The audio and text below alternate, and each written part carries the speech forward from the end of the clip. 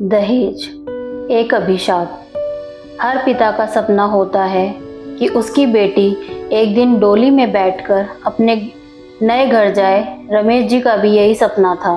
उन्होंने अपनी पूरी जिंदगी की जमा पूंजी लगा दी थी अपनी इकलौती बेटी नेहा की शादी में। नेहा पढ़ी लिखी थी, समझदार थी और अपने नए जीवन को लेकर बेहद खुश थी। लेकिन इस खुशी के पीछे एक ऐसा काला साया था जिससे रमेश जी और नेहा दोनों अनजान थे। शादी के ठीक 2 दिन पहले लड़के वालों की तरफ से एक नई मांग सामने आई। हमें शादी में एक बड़ी गाड़ी और 10 लाख रुपए कैश चाहिए, वरना यह शादी नहीं होगी। रमेश जी के पैरों तले ज़मीन खिसक गई। उन्होंने अपनी हैसियत से बढ़कर पहले ही सब कुछ दे दिया था। वह लड़के के पिता के सामने गिड़गिड़ाए, हाथ जोड़े, अपनी इज्जत की भीख मांगी, लेकिन लालच के आगे उनके आंसू बेअसर थे।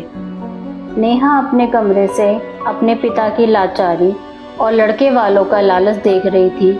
उसे समझ आ गया कि जो परिवार शादी से पहले उसकी शिक्षा और गुणों को छोड़कर पैसों को अहमियत दे रहे हैं, वह आगे चलकर उसे कभी खुश नहीं रख पाएंगे। नेहा ने एक गहरा सांस लिया, अपने आंसू पोंछे और हॉल में आकर खड़ी हो गई। उसने अपने पिता का हाथ पकड़ा और कहा, पिताजी हाथ मत जोड़िए, मुझे ऐसे घर में शादी नहीं करनी जहां मेरी नहीं बल्कि पैसों की कीमत हो। लड़के वाले हैरान थे।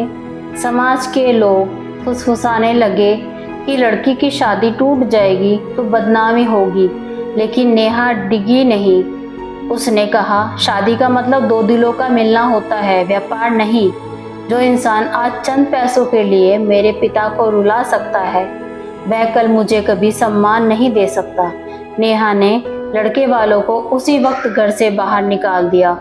रमेश जी की आंखों में अब दुख के नहीं बल्कि अपनी बेटी के इस साहस पर गर्व के आंसू थे। दोस्तों, दहेज मांगना और देना दोनों अपराध हैं। जब तक हमारे देश की बेटियां नेहा की तरह मजबूत कदम नहीं उठाएंगी, तब तक यह कुप्रथा समाज को खोखला करती रहेगी।